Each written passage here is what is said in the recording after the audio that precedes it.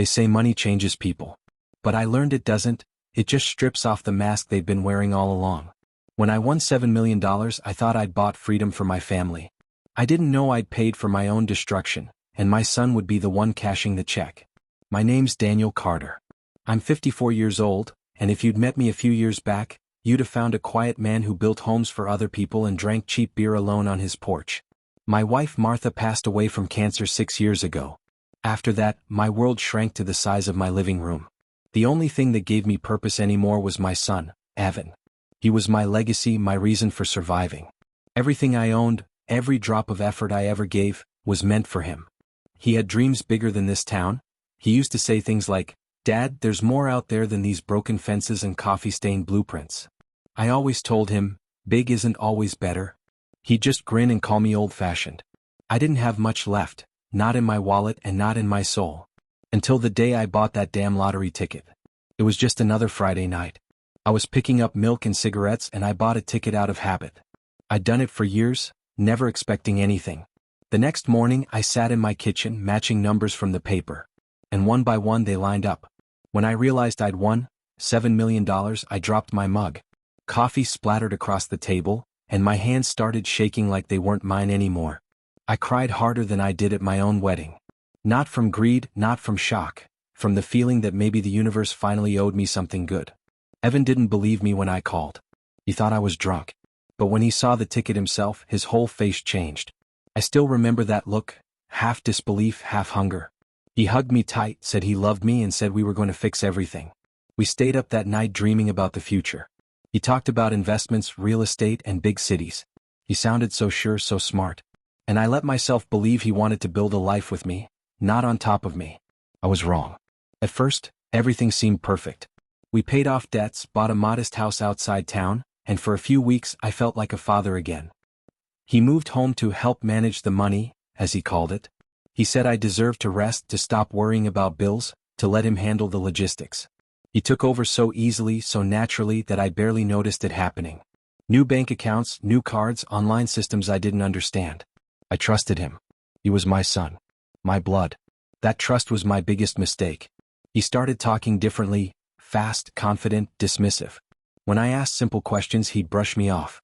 "Dad, I've got this. Don't stress about it. Just enjoy life."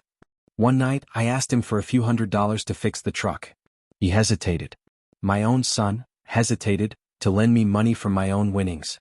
Then he said, "We need to be careful, Dad. There's a budget." A budget. For $7 million. I didn't argue. I just stared at him across the table, wondering when he stopped sounding like my son and started sounding like a stranger. The small things added up. He stopped eating dinner with me. He stopped saying goodnight. He changed his passwords. One day my debit card declined at the grocery store. When I called him, he said it was a technical issue.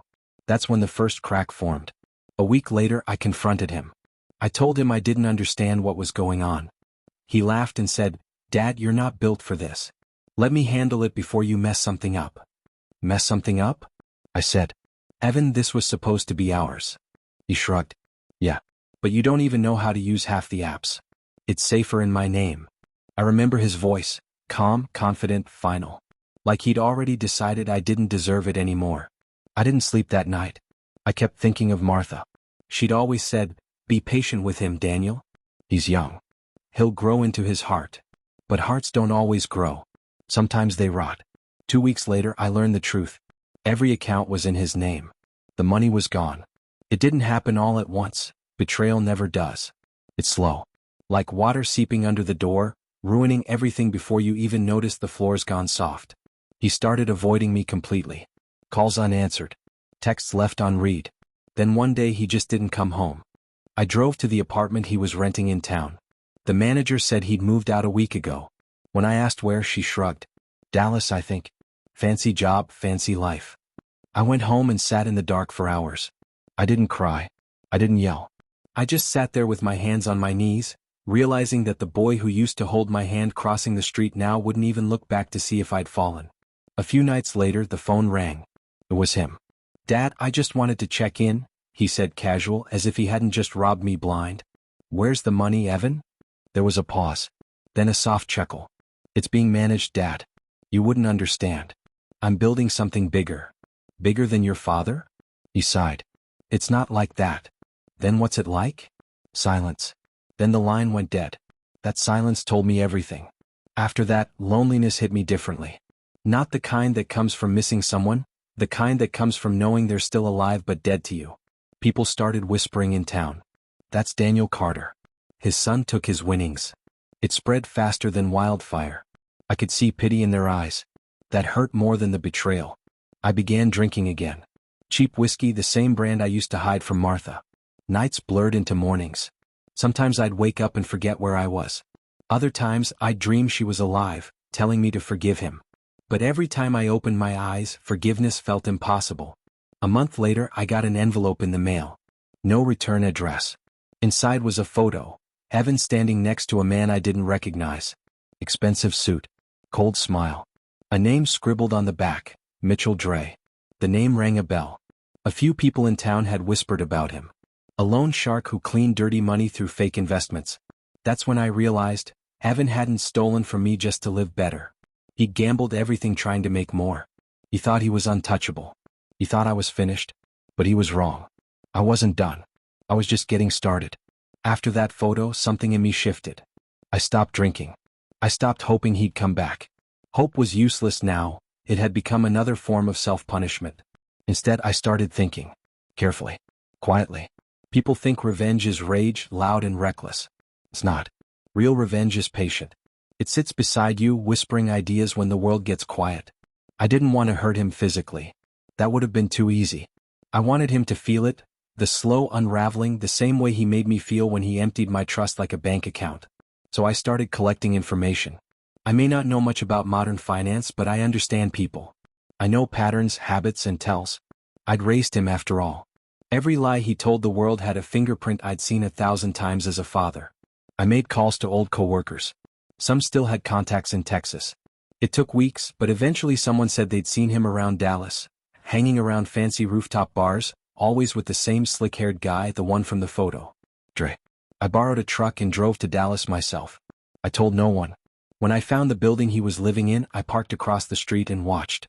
He looked happy. Not the kind of happiness that comes from peace, the kind that comes from excess. His clothes looked expensive. His laughter was too loud. Everything about him said, I made it. But I could see through it. The way his eyes flickered when he looked around. The way he checked his phone every few seconds. That wasn't confidence. That was paranoia. I followed him for 3 days. Never close enough to be noticed, just close enough to see. He was living fast, too fast. Money like that doesn't last long when you're buying approval. He was surrounded by people who loved his credit limit, not his company. I could see it in their eyes, the same hunger he once had when he looked at me after the win. They drained him the same way he drained me. And for the first time, I didn't feel hatred. I felt pity. Because he didn't understand what real poverty was. It wasn't about money. It was about spirit. He was already bankrupt. That's when I decided to let the world collect his debt for me. I went to a small diner outside the city and asked around. People there knew Dre. One waitress said he'd been under investigation for laundering. Another mentioned that his new partner, my son, was flashing cash that wasn't his. I went back to my motel room that night and wrote everything down. Names, dates, transactions I could remember from overhearing Evan on calls. I didn't have to invent anything. I just connected dots he'd left wide open. The next morning, I mailed an anonymous package to a local federal office. I didn't sign it. I didn't include my name. I just sealed it, dropped it into the mailbox, and walked away. I didn't expect fireworks. I just wanted silence, the kind that follows truth when it finally catches up. 2 weeks later, the headlines hit. Dallas investor tied to fraudulent investment ring. The photo beside it was of Dre handcuffed, head down. My son wasn't in the picture, but his name was buried inside the article. Associate under investigation. I didn't smile. I didn't cheer. I just sat there on the porch, watching the sun go down, feeling an ache in my chest that had no words. That night, my phone rang. Unknown number. Dad, he said. His voice cracked like an old record. They're coming for me. What did you do? For a second, I couldn't breathe. All the memories flooded in at once. His first steps, his graduation, the night he told me he'd take care of me. And then I remembered him sitting across from me at that restaurant, saying, "It's safer in my name." I didn't do anything, I said. You did. Dad, please? No, I cut him off. You wanted to be in charge. You wanted power. Now you've got to own it. He started crying. The kind of crying you can't fake. I messed up. I didn't mean to. Yes, you did, I said. My voice came out steady, cold. You meant every bit of it. You just didn't think you'd lose. Silence. Then he whispered, I'll give it all back. Every dollar. I swear. I laughed quietly. It's already gone, Evan. You just haven't realized it yet. When I hung up, I didn't feel relieved. I felt hollow. Like revenge had come too late to fill the space love once occupied. A few days later, they froze his accounts. Cars, apartment, everything seized. Dre turned on him to save his own skin. The same friends who used to drink with him stopped answering calls. I didn't need to lift another finger. The world finished the job for me. For weeks after, I didn't hear a thing. Then one night, another unknown call. Dad, he said, voice small. I've got nowhere to go. I took a deep breath.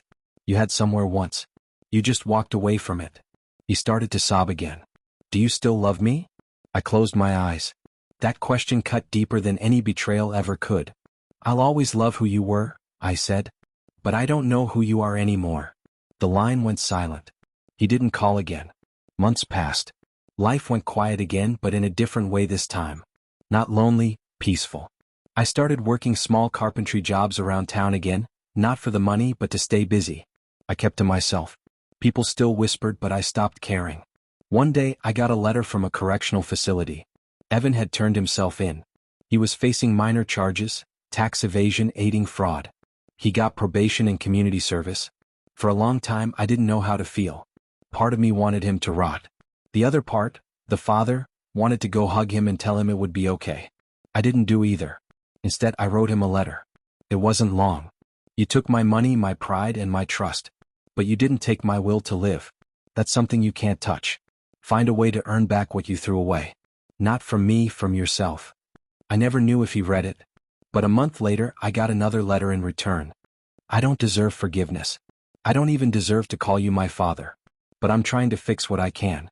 I'm sorry. It wasn't enough to erase anything. But it was a start. 6 months later, he came home. He pulled into the driveway in an old beat-up car that looked like it barely ran. When he stepped out, he looked different, thinner, quieter. The arrogance was gone. His eyes were softer but tired. I didn't think you'd want to see me, he said. I didn't, I replied. But you're here anyway. He nodded. I had to face you. I've been working. Trying to pay things back. He handed me an envelope. Inside was a cashier's check, $87,000. A fraction of what he'd taken, but something. I know it doesn't fix anything, he said. But that's all I have. I looked at him, really looked at him, and saw something I hadn't seen in years: humility. You didn't just steal money, I told him. You stole time. And time doesn't give refunds. He nodded, tears filling his eyes. I know. We stood there for a while, saying nothing. Then I asked, Are you hungry? He blinked. Yeah. I could eat. We sat at the table eating sandwiches in silence. But it wasn't the silence of anger anymore. It was something else. Fragile, human, possible. When he left that night, he said, I'll keep trying to make it right. I didn't say I forgave him. I didn't need to. He understood. After he drove off, I sat outside looking at the stars. For the first time in a long time, I felt something close to peace. People think justice is about punishment. It's not. Real justice is survival. It's waking up after the storm and realizing you're still standing. I may have lost $7 million. But I gained something back, myself. If you asked me now whether I'd undo what happened, I'd say no. Because sometimes the only way to know what something's worth is to lose it completely. And as for my son, maybe one day he'll understand that too. If this story moved you, don't just scroll away. Like this video. Subscribe to Revenge Uncut. Share this story with someone who believes betrayal can't come from family, because sometimes it does. And comment below, do you think I was right to let him fall on his own? We're on a mission to reach 5,000 subscribers, and your support keeps stories like this alive. Until next time, remember, revenge doesn't always mean hurting someone. Sometimes it just means surviving when they expected you not to.